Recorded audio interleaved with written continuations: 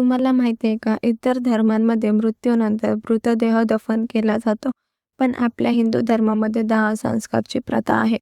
पण तुम्हाला माहिती आहे का, आपल्या हिंदू धर्मामध्ये पण 2 वर्षापेक्षा कमी वयाच्या नवजात शिशु आणि संत संन्यासी यांना मृत्यूनंतर जाळले जात नाही, तर त्यांना दफन केले जाते. गरुड पुराणात भगवान विष्णू काय सांगतात? एकदा पक्षीराज गरुडाने भगवान विष्णूंना प्रश्न विचारला, हे प्रभू, मृत्यूनंतर कोणाला जाळवावे आणि कोणाला दफन करावे? तेव्हा भगवान विष्णू सांगतात, हे गरुड, जर एखाद्या स्त्रीचा गर्भपात झाला किंवा जन्मानंतर 2 वर्षातच कोणत्याही बालकाची मृत्यू झाला तर त्याला जाळू नये. त्याच्याऐवजी जमिनीत एक खड्डा खालून त्याला दफन करावे. 2 वर्षापेक्षा जास्त वयाच्या व्यक्तीचा दाह संस्कार करावा. ह्यामागचं खरं कारण काय? गरुड पुराणात सांगतात, जन्मापासून ते 2 वर्षापर्यंत बालक पूर्णपणे मायेपासून अलिप्त असतं. त्याच्या मनात, शरीरात कसला मोह, आसक्ती, काम, क्रोध, लाभ काहीच नसतं. अशा अवस्थेत बालकाच्या शरीरात राहणारी आत्मा त्याच्याशी फारशी बांधलेली नसते.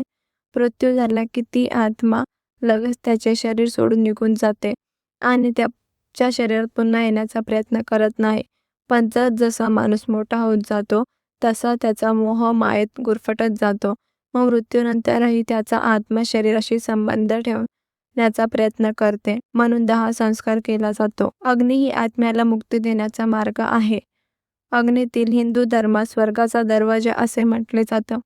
जेव्हा शरीर जळतं तेव्हा आत्मा पूर्ण मुक्त होऊन पुढच्या लोकांत जातो. पण ज्यांनी आयुष्यात माया अनुभवली नाही अशा लहान बालकांचा आणि संत महात्म्यांचा आत्मा शरीराशी बांधलेला नसते. त्यामुळे त्यांना जळवण्याची गरज नाही, त्यांना दफन करावे. संत संन्यासींना का दफनतात? कारण संत महात्मे आणि संन्यासी कठोर तप, ध्यान, साधनेने आपल्या सर्व इंद्रियांवर विजय मिळवतात. ते काम, क्रोध, लोभ, मोह, मत्सर यांच्यापासून पूर्ण मुक्त असतात. त्यांच्या शरीरात राहणारी आत्मा शरीराशी कसलाच मोह ठेवत नाही. मृत्यू झाला की ती आत्मा थेट वैकुंठ धामात श्रीहरींच्या चरणी स्थान मिळवते. म्हणून संतांना समाधी दिली जाते. लोखंडी तारेच्या पिंजऱ्यात ठेवून ती नदीत विसर्जन केलं जातं. बालकांच्या मृत्यूनंतर काय करावे?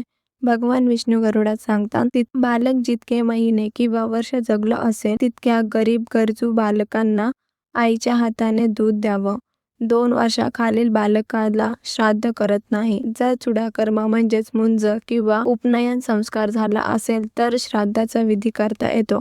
माता पित्याने शक्य असेल तर बालकाच्या निमित्ताने कपडे, अन्न दान करावे. जितकं जास्त दान कराल तितक्या लवकर त्या बाल आत्म्याला पुन्हा चांगलं शरीर मिळेल. बालकाला ज्या ठिकाणी दफन केलं त्या जागी गोबराने लिपावं, गंगाजल शिंपडावे आणि तुळशीची रोप लावावे. कारण जिथे तुळस असते तिथे श्रीहरी स्वतः वास घेतात. त्यामुळे त्या बाल आत्म्याला लवकरात लवकर मुक्ती मिळते. तर तुम्हाला आता समजलेच असेल की हिंदू धर्मात 2 वर्षाखालील बालक आणि संत महात्मे संन्यासी यांना जाळले जात नाही, तर त्यांना दफन केले जाते. ही माहिती तुम्हाला थोडी पण आवडली असेल तर तुमच्या कुटुंबाला नक्की शेअर करा. आणि गरुड पुराणाशी संबंधित आणखी काही रोचक गोष्ट माहिती असेल तर कमेंटमध्ये नक्की सांगा. आणि हाच व्हिडिओ इथे संपतो. अजून तुम्हाला काही धार्मिक आणि आध्यात्मिक कथा पाहिजे असेल तर व्हिडिओला नक्की सबस्क्राईब करा. कमेंटमध्ये जय श्री कृष्ण नक्की द्या. चला भेटूया पुढच्या व्हिडिओत.